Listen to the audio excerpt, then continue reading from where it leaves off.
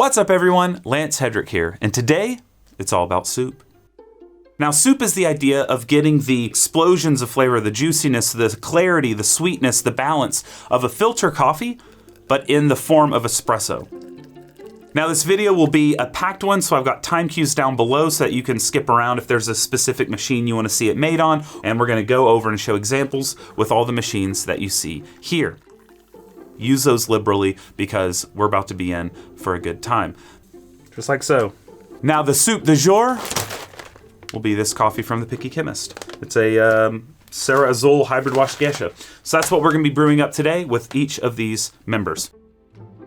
Ever since espresso was first kind of formulated in its current form, where we have the crema, we have it brewed under high pressure in the 40s with the Tequila Gaggia, all of these parameters, all of these strictures have been created with one style of coffee in mind. A dark roast, largely Robusta-based dark roast coffees. The people in the 40s and 50s did not have bad taste buds. They found a way to optimize their style of coffee in a concentrated form that was the best.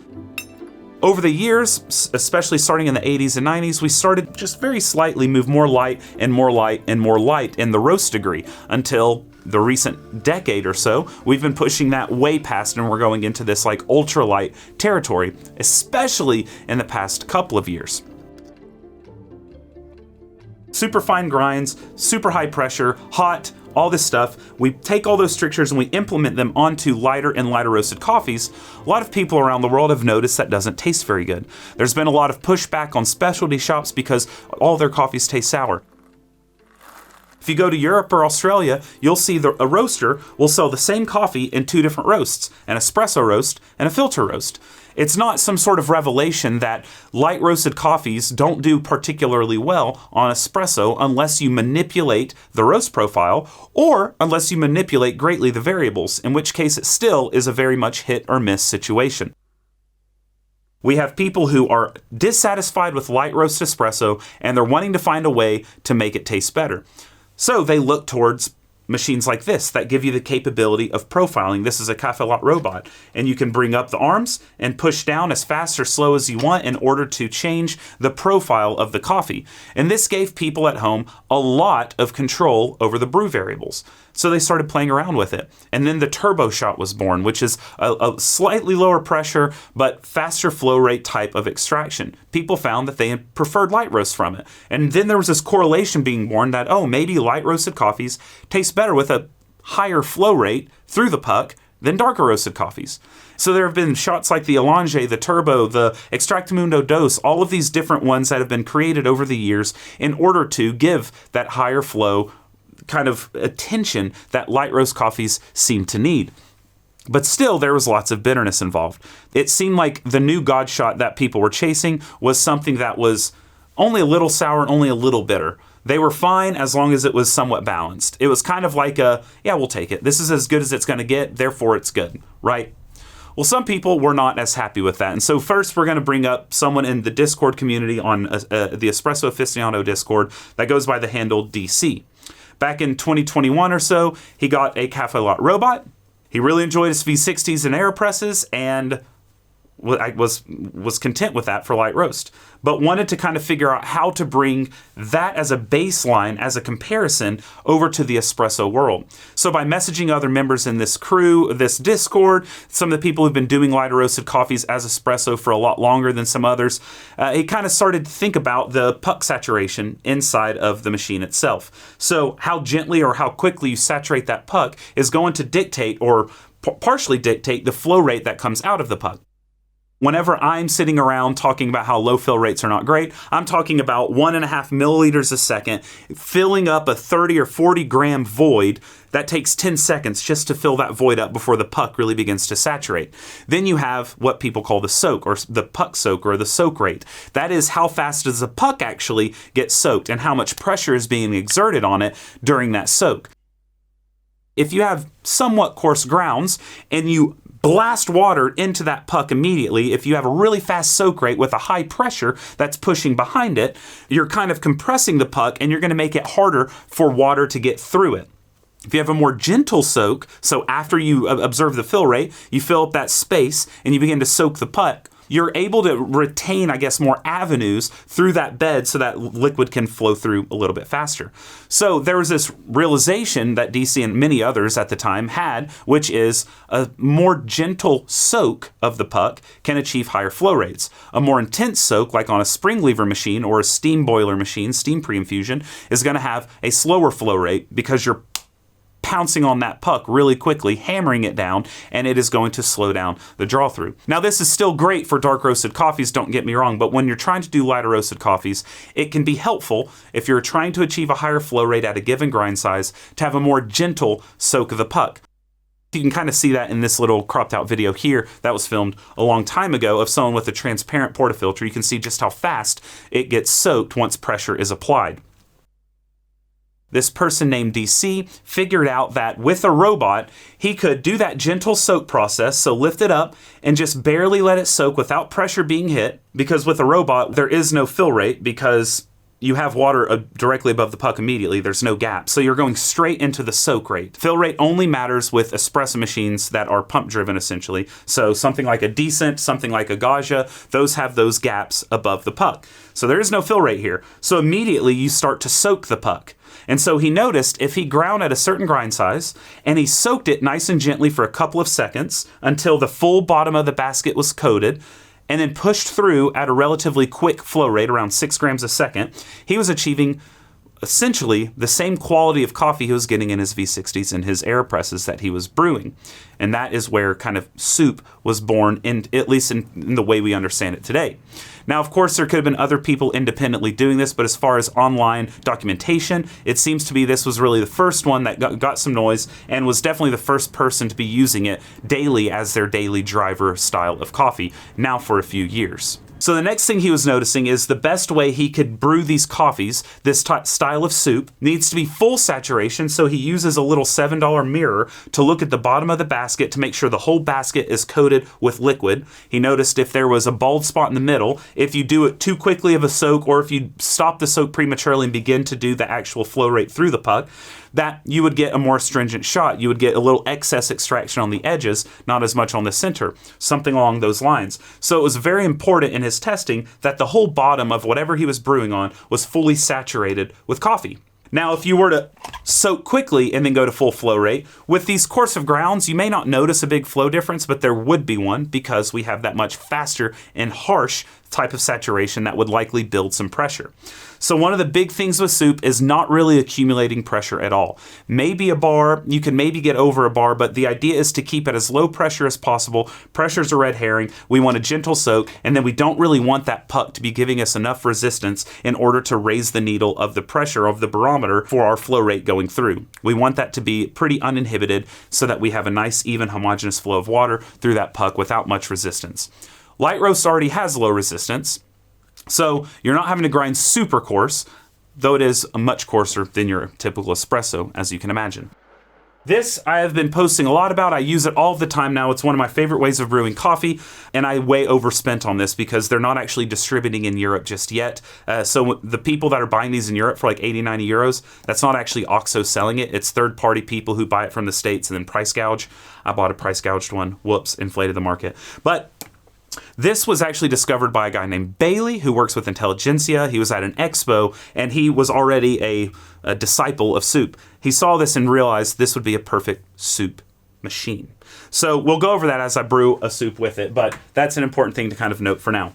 In addition to that, I would also say it's much easier to get really nice soup whenever you have tactile feedback. So something like this, you can actually feel the puck soaking, and you can feel how much it's pushing back against you. Same thing in a Flair 58 or even the OXO, because it has this pump on top. You can kind of feel the resistance, which gives you a bit more control over the experience. Whereas if you're trying to do it with a decent espresso machine or something that is being manipulated through algorithms, it's a bit more difficult. You can do it, but it's a lot more trial and error, whereas these, it's pretty much foolproof. Yes, it does incredibly lightly roasted coffees super tastily, but the margin of error is massive. Once you find a grind size that works with your style of coffee you like, it'll work for almost every single one.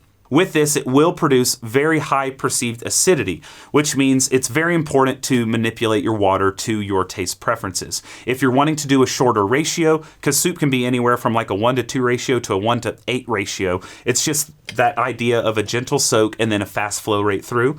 You want to be very conscious of the water you're using. For instance, if you have 15 parts per million of alkalinity, that's a very low buffer. If you have a really low buffer and a really acidic coffee and you do a 1-to-2.5 ratio, well, guess what? You're going to have a very sour coffee. You may want to up your buffer to 50 or 60 or 70 parts per million. I have noticed slightly darker roasts than I typically prefer, like some of the Nordic style roasts or some of the light American style roasts. I can get really tasty beverages using this style of brewing. It tends to, perhaps it's due to the rapid extraction, the coarser grounds than on espresso, but I can mute out a lot of that bitterness and focus on the acidity that is prominent in some of these more developed roasts. For those of you that may not really know, when you go ultralight, it actually begins to do the opposite of what you might think. The acidity presentation, at least in my opinion and from my experience, tends to go down a bit from that of like a Nordic style roast. There's more acidity in those roasts, but I get a lot of roasty flavor notes that I don't enjoy as much. But then when you go to this ultralight, you don't get those roasty notes, but the acidity is not as intense as in something like a Nordic style roast. In fact, I have to increase the ratio a bit with those styles of roasts over my ultralights, which I do at a bit more concentrated ratio.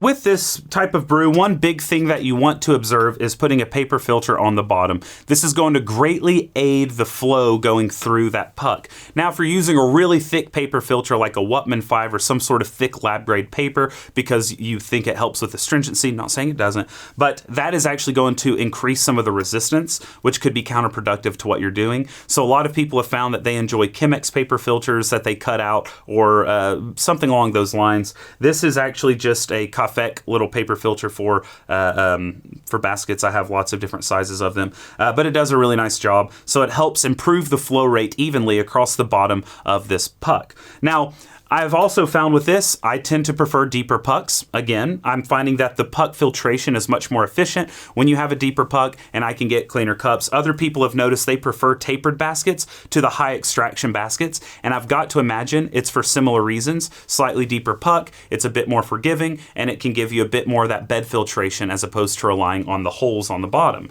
Now, often people will put a top paper filter, which is important for some machines. You don't want the water to be digging into the bed of your puck. So I always put something on top, whether it's a mesh screen, whether it's the little screen thing from the robot, or a paper filter in order to help out with the evenness of the flow going through the puck so that I don't have kind of craters on top of the coffee. Now, when it comes to grind size, a great heuristic I have read is from burr lock to turbo shot grind size, just double it.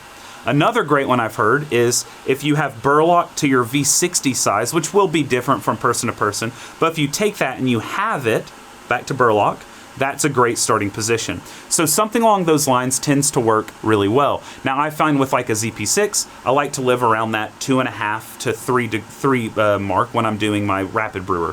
When I'm doing the N98V, I like to go around that 250 micron area with Burlock at 0. With my Pietro, I like to do around the 3 mark on that, just for a couple of random grinders with my 22 gram dose on an OXO Rapid Brewer.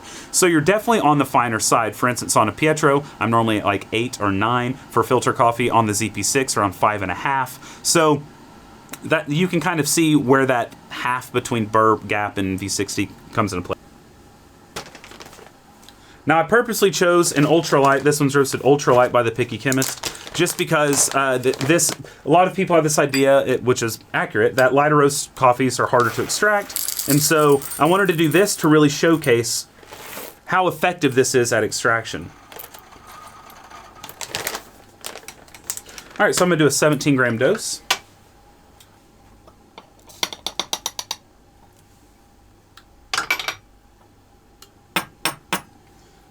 Tamp it down. Top screen. There we have it. Now, one of the tricks of this is when you're doing your ratio, you want to do ratio of the output. So when you're doing a manual machine, you can't say, oh, 1 to 3 is 51 grams. I'm going to put 51 grams into the kettle. You want the output to be 51. So what I like to do is try to do the math to ensure that I can push without stopping. Since I'm doing a fast flow rate, about 6 grams a second, it's hard to stop perfectly with that. So I like to try to figure out the amount I need in order to make that 51 output or 50 output exactly without needing to stop pressing, just to press right through it, okay? So with 51, we're gonna assume that it absorbs roughly 1 to 1, so 17, so 6. I'm gonna put 70 grams of water in here, and we're gonna hope that's right around the right amount. So we're gonna do 70 grams, we're gonna get this ready, and here we go.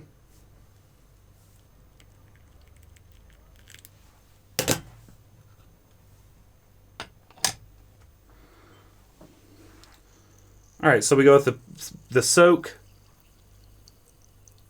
All right, we got the full bottom. Now I can just go.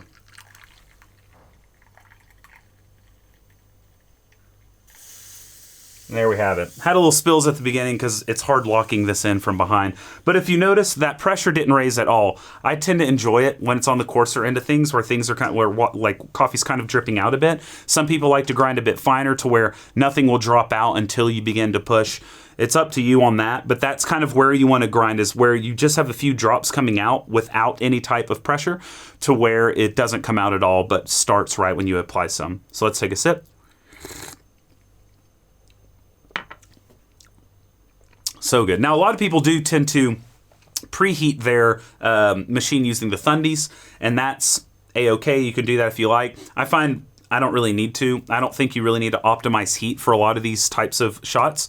At least not my experience. I find that a brew temp, like in the area of 90 degrees inside of the actual basket, is more than sufficient. Maybe 88 to 90. That's what I do with like the OXO. I don't preheat this at all. I put 99 degree water in, but it goes through this and it loses some temp as it goes down to around 90 degrees. So anyway, wow, my mouth is watering so much. You can probably, it's kind of disturbing as I'm talking. I apologize, but this is a fantastic shot. And what we can do is read the TDS, which I would imagine is going to be something like 6.5 maybe. Let's see. All right, and so we've got a reading actually a little lower. It's at about 5.8, which means, assuming we had about a 51 gram output, roughly, I mean, I dropped some, that's like an 18% extraction. With this style of coffee, I am able to replicate the ratios and the concentration and the TDS of espresso. Now, what does that mean? I'm saying at much coarser grind sizes, much coarser than turbo shots, double the grind size of turbo shots, which people were like, oh my God, you can get the same extraction at 17, 18 seconds as a traditional one, which is a little bit finer. And that was a huge revelation. I'm going double the grind size of turbo shots, and with that, I'm still able to achieve the same extraction yields at the same ratios as espresso, assuming I want to, right? If you go extra coarse like I did just then, it will drop extraction some. But with my OXO Rapid Brewer, I'm able to get 20% extraction, which it's not about the numbers, it's about the taste. We all know that. This is 18 and I'm loving it. I tend to live in the 18 and 19 realm, in case you all were curious. But the point being, with the same amount of water going through the grounds, I can get the same extraction yield, which means efficacy of extraction is so much more superior through something like soup than espresso. That doesn't mean espresso is inferior to, but what it really shows is that difficulty we have in chasing the God shot with finely ground espresso is, I guess, reiterated. I mean, it's verified, it's validated. It's so difficult because you're working with so few spots of even flow through the puck when you go that fine that it's going to be impossible to hit 20% where across that 20% it's nice and balanced. It's near impossible to get the goods from all part of that puck. You are going to have so much heterogeneous extraction that it's going to be nearly impossible to replicate shot after shot after shot after shot, unless you're using a darker roasted coffee where you've roasted it so dark that the available chemicals and acids that are in it are going to taste kind of the same regardless. So when you're doing lighter roasted coffees, replicating your shots is very difficult. This is absolutely just verifying how difficult that is, because we're able to easily hit those percentages with half the time and double the grind size, more than double the grind size. So we have less surface area exposed, less contact time, no pressure, and we're able to hit 18, 19, 20%. Whereas on a commercial machine, you walk into a cafe that pulls 1-to-2 ratios, they're maybe hitting 20%, and that's maybe. This is so incredibly even of an extraction in comparison to espresso that obviously the forgiveness is going to be through the roof. Obviously the consistency is going to be nearly perfect, especially in comparison to espresso. And espresso is way harder than how difficult we already thought it was. It's nigh on impossible. So even when we get 3 shots in a row of 20% extraction with espresso, the likelihood of that 20% being anywhere similar to each other is likely nil. That's what I'm trying to get at. That's what this has been teaching me, has been blowing my mind, is just how uneven even the most even shots of espresso are. And that's why I always kind of troll back at Reddit when they say grind finer, grind finer. I always say grind coarser. I never took it to this extent until recently, but seriously, grind coarser. Mouthfeel's more than just that little minuscule part of it which crema can give to. The reason we focus on that is because all the others are kind of ruined when we use that really dark roast and really high pressure and we get a lot of astringent particles in. We can only really focus on the crema as the positive. But we need to redefine what espresso can be, which is not bitter, balanced, succulent, juicy. I'm addicted to soup. That's what we got to do. So let's move on. I've given my rants. You can go back and rewatch those 1,000 times because they're going to help you. But if you want me to do a video on that full body, the astringency, all the compounds that they've been looking at OSU, let me know. I'll do a full video on it if there's enough interest. But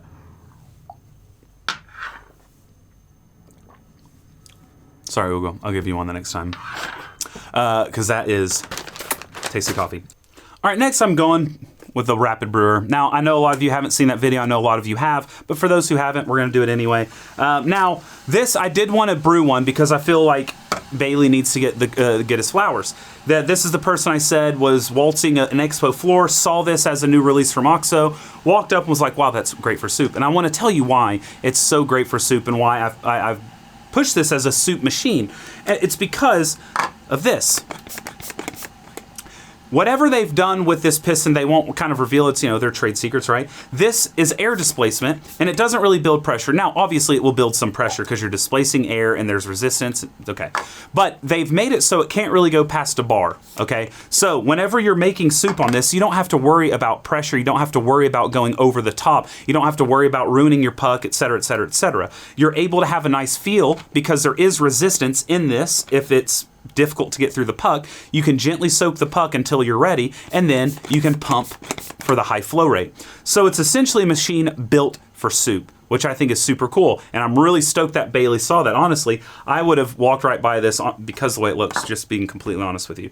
But it's a soup machine, and this is now my travel brewer. I bring it all the time to all the places I go. So anyway, just a quick demonstration of brewing soup on this. I put my bottom paper filter in, which that one is necessary. Also, if you looked at my robot and you're like, oh, that's messy, how to do it. You don't have to measure on the scale like that. You can pour water in and go straight to brewing. It's fine. You can also go finer so that it doesn't drip out. But, or you can put a cup with the brewer on it, and so if some drips go through, it's already in the cup and going. You don't have to be messy like me. I'm filming a video. Get over it. All right, so let's get this. We're going to get our coffee, and I do 22-gram doses. Now, there are lots of ideas of how to improve this brewer that hopefully they might make an iteration in the future. I'm definitely trying to get in contact with them to get something going. But some people have modified this with their own baskets so they can do smaller doses so they can have deeper pucks without the faff of such a big 62 millimeter base. But anyway, let's go ahead and get this going. And for the record, the grind size I'm using for like almost all these is the same one I use for a 22-gram dose here. That's why it was a little coarse on the robot, but still tasted bellissimo. So this will give us even higher extraction because we have more coffee, same grind size, you understand. But gonna be delicious. All right, we've got our coffee. Let's toss it in. Then we tamperuski. Top paper filter just to help with the craters. So with this, I found I really like 85 grams or 82 grams of water. So I'm doing 82. Bang, right on. Take this to the side. We just screw this on. Easy. Now we're ready. And I'm just going to use this to watch the basket get saturated. Make sure it's saturated along the whole bottom. Just a gentle saturation, gentle soak. There we go. Now we can... Done. And then for those of you still worried about cleanup, this is fully clean. This is done. You can even be like fancy and put the piston away. Now watch this. You ready? 1, 2, 3. It's done. Well, I guess there's a bottom paper filter. Well, it's messy if you do that, but I think you get my point. So we have our juice. We have our soup. Oh, baby. I'll be nice and share this one with you, Ugo. But first, I want to take a sippy. That one's better than the robot because the grind size was perfect for this. Like I say, you don't have to change grind size, but it's only when you're on a set brewer. Let's hear Ugo. Awful. As he takes another sip. Yes. As he keeps the cup. Okay. So, let's get this off. Look at that thick puck. Oh, yeah. That's how we make it real clean. But as you see, that puck would be more if we were to go harder with that saturation. Granted, this won't really let us go that hard with saturation because, again, the built-in incapability. So for those of you that are like, oh, there are people selling their espresso machines because of this. There are people now trying to use this in milk beverages. I can't recommend it because I don't like milk beverages, so I've not tried it. But I'm just telling you, the people who've tried this have been fully converted. Even people who like darker roasted coffees are loving this espresso or this soup. Even I don't know if you really call it espresso. But anyway, I know Reddit hates when we call it espresso, but who cares? All right, so that is the OXO Rapid Brewer. Again, shout out Bailey, shout out DC, shout out Long, shout out that whole Discord for doing what they're doing. Shout out Shotwell for being one of the OG thinkers on like puck saturation, things like that, and helping a lot of noobs in the Discord. Now, I love the Aeropress. I think it's a nice little gadget. I don't ever use it because I prefer coffees from a V60, and I've not really liked the concentrated coffees from it unless I need to salvage an old coffee, in which case I'll do that concentrated recipe with it. But I just don't really use it very often. It's not as fun to use to me personally. I don't like having to get the piston out. I don't like having to push it. Sometimes this rubber gasket decides to like be really sticky. Sometimes it decides to fly through. You never know what's going to happen with it. But you know, if you like it, that's great. A lot of people are like, oh, you can do it with an Aeropress. Well, you can't really do it with a stock Aeropress. It's kind of impossible for a lot of reasons. One, you can put your paper filter in, yes, but then you have to put your coffee in from up here. And then you have to get a 3D printed tamper to tamp it down. And then you have to like drop some sort of screener on top of that in order to get it to sit. And then you pour your water in. But you can have some of that trickle effect coming right over the edges up here before you even begin to press down. You really need some sort of flow control tip. So maybe like the Fellow Prismo or the flow control cap from Aeropress. But even better than all of that, to replicate soup on an Aeropress, which it is capable of doing, just not really stock, the best way to do it, in my opinion, is with the Joe Presso. So this is the Joe Presso V2. They do not come stock with normal baskets. They come stock with a pressurized basket, which I have right here. So just know that. But many other baskets can fit in this. I'm just going to use the one that you can get from them. But anyway, all this is it's a different attachment for the tip that allows you to use an espresso basket. Now, of course, you also get a little shower screen with it with silicone around it. You put this in, and look at that. Boom. Now you can soup all day on this bad boy, right? So, easiest way to soup, let's just do it. You're my little poop scoop. You're my little soup poop. Okay.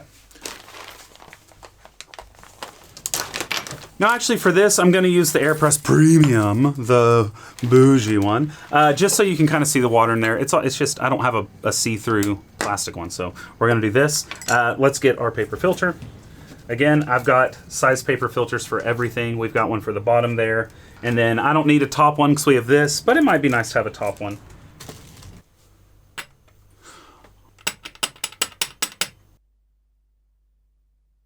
I did 16 grams, so 16, 40. I'm gonna do 56 grams of coffee or of water, and we'll just push that all through.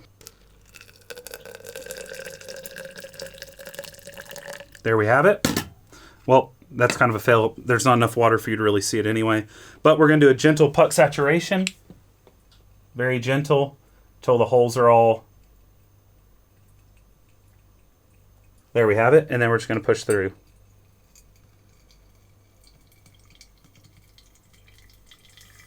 And there it is. With Aeropress, you can do it. It's just not as ideal because of issues with this gasket. There are times where you're pushing what you feel is really hard, but maybe it's not actually pushing that much. So you think you're getting a lot of pressure, and then you go coarser grind size, but in reality, you weren't really pushing that hard. Or there are times where you're not pushing very hard, but that gasket in there is sliding. So then you're pushing harder than you should be, and you're going to like compact the puck or do something along those lines. So it's a bit more difficult to really understand what's going on. You really want to be able to have a more direct process. Having that piston is a bit more difficult because yes, it's direct, but it can kind of go side to side. It's not as simple as like a lever or something where it's a bit more predictable. But there we have our soup in a comically large decanter, and it's because the Aeropress Premium is friggin' massive. So we take this, which has just been cleaned by my lovely OXO, and we got soup, baby.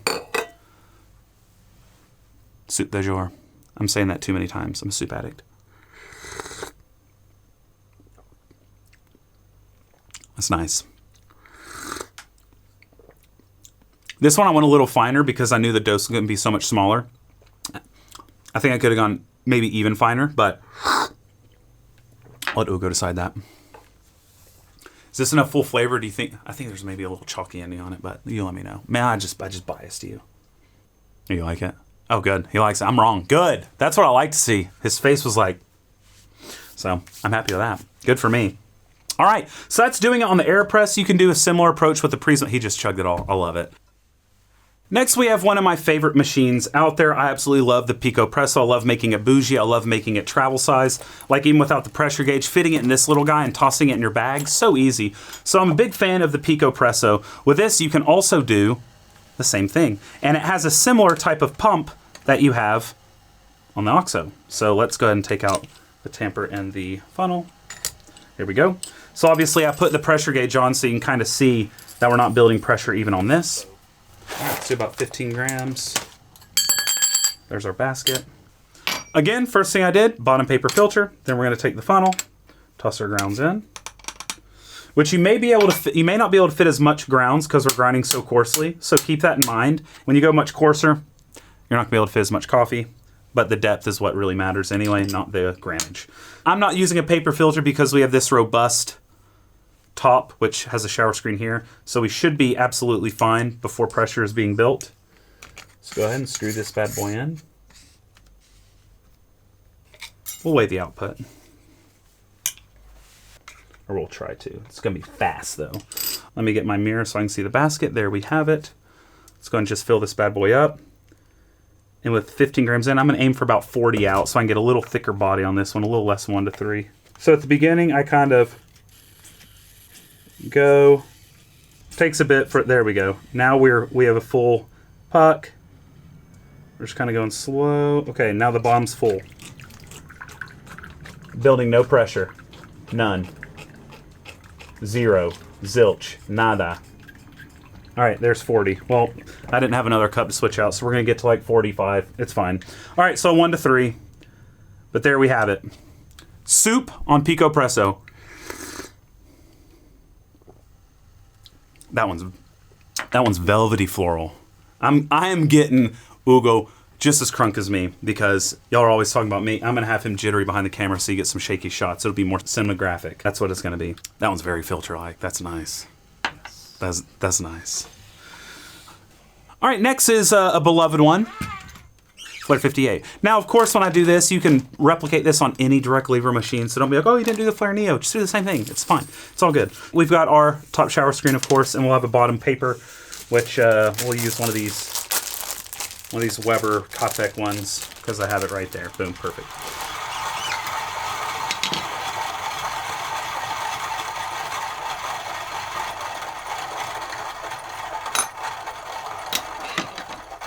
I mean, we're coarse, baby. Look at that. We are coarse. Okay. Whenever you are using a machine that doesn't have headspace, it changes a lot between that and a pump machine. There's no headspace on this, so it doesn't matter if you underdose or overdose, only depending on what you want for puck depth. So just keep that in mind. There is no headspace here. Why would you put the water and lift the piston? Water's there. Okay. I'm not even gonna weigh the output. We're just gonna do a bigger shot here, okay? Because we're just showing you the motions. So we're going to do this right here.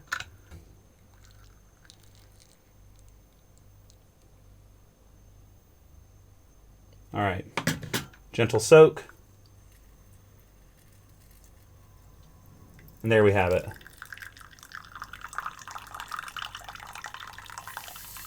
No pressure. That's probably right at the exact output I wanted too. That looks nice. All right. Let's take a little sippy sip. Again, another delicious, albeit a little bit different. I had to go finer with this. Flair 58 tends to just need finer, but also the basket's a little different. You have to take into account all these different things. But anyway, this one's got really bright acidity. But again, it's very balanced. Really nice. I don't use the heating element on this for that. I don't need it.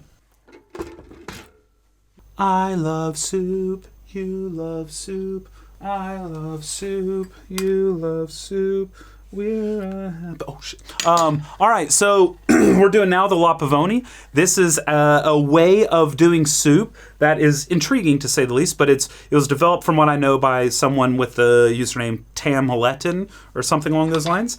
Anyway, with this, because it's steam pressure, steam pre-infusion, it's a little tricky. It's a little bit more messy on something like this because you need to have that gentle soak, and with the steam pre-infusion, it gets a little difficult. But you'll be able to watch and find out.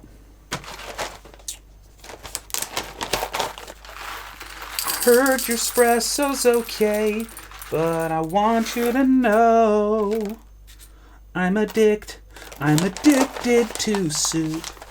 First thing we're going to do is we're going to lift. Steam pressure needs to release a little bit, and then we're going to fill a little bit of this void with some water, shove it in, lock it in, and we're going to be good to go. Don't freak out. So first comes some steam. We let some come out. We let it fill a little bit up here. Okay. Pop it in. We twist it in all the way over. Go there. Go here. We finish steam pre-infusion, and then we start going down.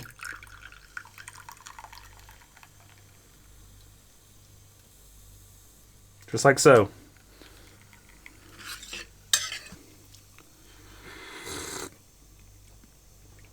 And it's soup.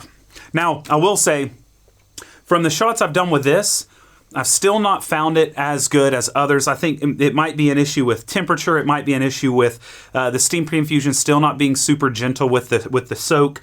But it does do a good job. There's always a bit of crema or something on the top. It may not be crema. It may be the bubbles kind of at the end. I don't really know. But it is not as vibrant, in my opinion. This is more similar to like a heavy turbo shot, like so it's like less bitterness, less acidity. So I do find I much prefer soup from other like direct levers and things that aren't steam pre-infusion kind of situations. But it's still good. Don't get me wrong. It's still a nice shot. I just find I prefer this style of coffee on other machines. Okay. But this is a way you can play around. You can optimize it. I've not played around with it enough to maybe optimize it. I'm sure the people who do soup on their La Pavonis, Creminas, etc. are optimizing it for their setup, and they probably get things that are better than this. We learned that soup can be made on many different types of machines. We learned that soup is incredibly even in its extraction, giving it a very wide window of tasty. We learned that soup gives you mouthfeel, and that mouthfeel is not just crema. That mouthfeel is a plethora of different things and descriptors and experiences on the tongue based off of new findings with the mechanoreceptors. Obviously, that doesn't mean they're now performing that. They always have. We just now understand it a bit better. Approaches to soup can differ with different machines, but you can achieve it in a wide variety of ways. Now, with pump machines, what I would recommend is trying to measure what the void is between where the water is escaping and the puck, how much volume that is, doing a fast fill until that's filled up, slowing down the fill so that it gently soaks the puck, and then speeding up the flow rate once more. So this way you get the gentle soak and the fast flow without kind of exposing the top layer of the puck to a long period of time with water and not the bottom part. That can cause inconsistencies through the puck. And so you want an even as possible saturation, 1 to 2, maybe 3 seconds of saturation, but you don't want like 15 seconds of pre-infusion, because that means 12 of those seconds is filling the void at the top if you're doing a 1.5 millisecond flow rate. Or you can do something as cheap as a $99 Flair Neo Flex, or a robot if you already have one, or a Picopressoup, or these in the US for $35 and soon in Europe and elsewhere for $35 or $40, whatever the price will be, the soup machine. So this is still my preference, of course. I love this for the travelability of it, especially when you take off this pressure gauge, which, you know, I guess I'll just show you since I've been talking about it. So we'll go ahead and unscrew that just so you see it. There's still coffee. I didn't clean it out. I'm gross. But, I mean, look how cute and teeny tiny this is once you have it screwed in. I mean, that's hard to beat for a little soup machine. But you can soup with an AirPress. I've got the Prismo here in case people are wondering, but you also have the flow control cap from them. But it also has a little screen in here. So you have a little bit of, you know, the capabilities with it. Thundies with this, if you want to preheat. I found it in my drawer and figured I'd show you if you want to preheat the piston. That's Thundies. From a person I believe is named Clint that created that. But anyway, that is the ultimate guide to soup.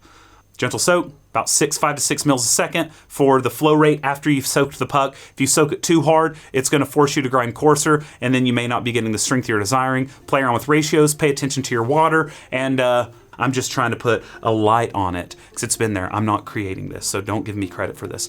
But when I find something I love, I freak out. I get really passionate. This is something I really love, and let's all soup, baby. Let's hold hands together and sing Soup-ba-ya, my friends, Soup-ba-ya, because this is truly the best way to drink coffee, in my opinion. As far as consistency goes, filter is still also the best, but they're up there neck and neck for me. So are you someone that has been dissatisfied with your light roast espresso, with your medium roast espresso? Have you only enjoyed dark roast, but you miss out, you have FOMO on what these other people are doing with their light roast, flavorful explosions of coffees? Well, then soup might be for you. This is an infomercial for a new paradigm of approaching extraction. We have filter, we have espresso, and now we have soup. A melding of different ingredients, just like a soup is when you put potatoes and carrots in a stew. We have a melding of flavors that will surely blow your mind and make you reconsider everything you know about coffee extraction in general. Join me and let's all sing Soup-ba-ya as we close this out with our closing hymn. Thank you very much. I hope that you will take a moment, hit the like and subscribe to this video because it helps a lot. I put a lot of work and effort into this, and so does Ugo, my lovely, lovely, lovely Ugo. And so for him, put food on his table, hit the like and subscribe because we love you and we love coffee and all that good stuff. But anyway, that's enough for today. Most important thing that you should take away from this video is that regardless of if you soup or if you spro or if you filtro, I hope that you brew something tasty today. And cheers.